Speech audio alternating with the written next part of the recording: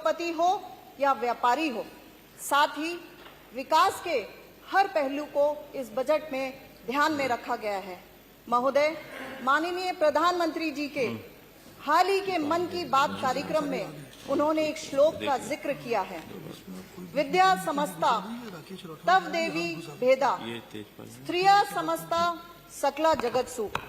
यह श्लोक हमारी सरकार की मंशा को प्रकट करता है।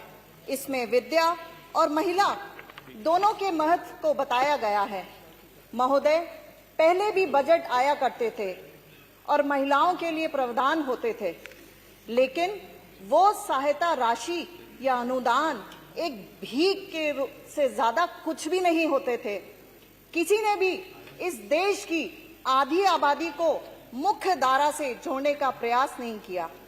आज इस प्रदेश में महिलाओं के 8 लाख से भी ज्यादा स्वयं सहायता समूह गठित हैं, जिनके द्वारा 1 करोड़ महिलाएं, और अगर हम उनके परिवारों को भी जोड़ लें तो 5 करोड़ की आबादी को हम सीधे सीधे प्रदेश की विकास से जोड़ रहे हैं।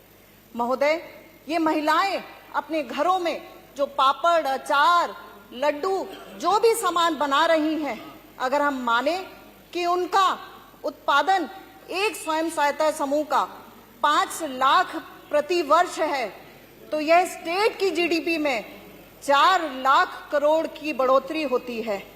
महोदय, ये कोई आम बात नहीं है कि गांव की महिला अपने ही प्रदेश की जीडीपी में योगदान कर रही है। महिलाओं के फाइनेंशियल इंक्लूजन का इससे बड़ा उदाहरण पूरे देश में नहीं मिलेगा। और सिर्फ यही नहीं, बीसी सखी के माध्यम से 31,000 करोड़ का लेन देन हुआ और उनको लगभग 85 करोड़ का लाभ हुआ। ये महिलाओं की आत्मनिर्भरता की ओर बढ़ता कदम है। महोदय, हमारे बीच में उच्च शिक्षा मंत्री बैठे हुए हैं। मैं धन्यवाद दूंगी उनका और माननीय मुख्यमंत्री जी का भी कि रानी लक्ष्मीबाई स्कूटी योजना के लिए लगभग 400 करोड़ का प्रावधान है। जब मेरे प्रदेश की बेटी अपने सम्मान में मिली हुई स्कूटी पर उच्च शिक्षा के लिए जाएगी तो उसके लिए वह एकमात्र वाहन नहीं होगा, उसके लिए उसके सपनों को उड़ान मिलेगी। और मैं ऐसी ही अपनी बेटियों के लिए कुछ पंक्तियां कहना चाहती हूँ। तुम निडर हो, तुम शक्ति हो, हर मुश्किल में अडिग भक्ति हो, हौसलों से भरी एक कहानी हो, तुम सूरज की पहली किरण सी हो, हर अंधेरे में जलती अग्नि हो, तूफानों से जो ना घबराए, तुम वही हिम्मत की देवी हो। कदम कदम पर आगे बढ़ती रहो, अपनी रोशनी से दुनिया गढ़ती रहो। ना कोई डर, ना कोई सीमा, तुम ही हो नारी, तुम ही हो कीर्ति। माननीय अधिष्ठाता महोदय, इस बजट में शिक्षा के लिए 13% जैसा बड़ा हिस्सा देना सरकार की शिक्षा के प्रति प्रतिबद्धता को दर्शाता है। महोदय, पढ़ेगा यूपी तभी तो बढ़ेगा यूपी। मानव संसाधन ही सबसे बड़ा संसाधन है और शिक्षा से हम मानव संसाधन को विकास की मुख्य धारा से जोड़ सकते हैं। आज प्रदेश में मेडिकल कॉलेजेस की संख्या 12 से बढ़कर 80 हो चुकी है। एमबीबीएस की सीट्स हो, पीजी की सीट्स हो, सुपर स्पेशलिटी की सीट्स हो, सब में इजाफा हुआ है। और केंद्र सरकार का धन्यवाद करूंगी कि उन्होंने उत्तर प्रदेश की यूजी और पीजी सीट्स के लिए 1500 सीट्स दी हैं और इसके लिए 66 करोड़ की व्यवस्था की गई है।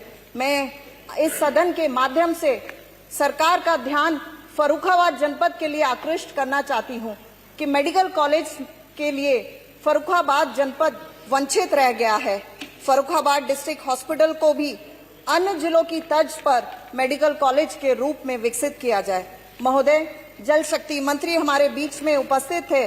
मैं उनसे निवेदन करना चाहती हूं कि मेरी विधानसभा क्षेत्र में अक्सर बाढ़ आती है, वहां पे एक बंदे का निर्माण हो और माननीय वित्त मंत्री जी, माननीय मुख्यमंत्री जी का भी धन्यवाद देना चाहती हूं कि फर्रुखाबाद को विकास की मुख्य धारा से जोड़ने के लिए लिंक एक्सप्रेसवे का प्रावधान हुआ है, जिसमें 900 करोड़ की व्यवस्था की गई। कायमगंज विधानसभा में 35 वर्ष पुरानी सूत मिल आज सरकार के प्रयासों के द्वारा कर्ज मुक्त हो गई और Uttar Pradesh industrial development authority को हस्तांतरित कर दी गई। महोदय, मैं सरकार से निवेदन करूंगी कि इस अब समय भूमि को लघु घड़ी पे भी ध्यान दीजिए आप लोग। क्षेत्र के रूप में विकसित किया जाए। धन्यवाद। धन्यवाद। अब तेजपाल नागर जी, चेतराम उसके बाद आएंगे। तेजपाल जी।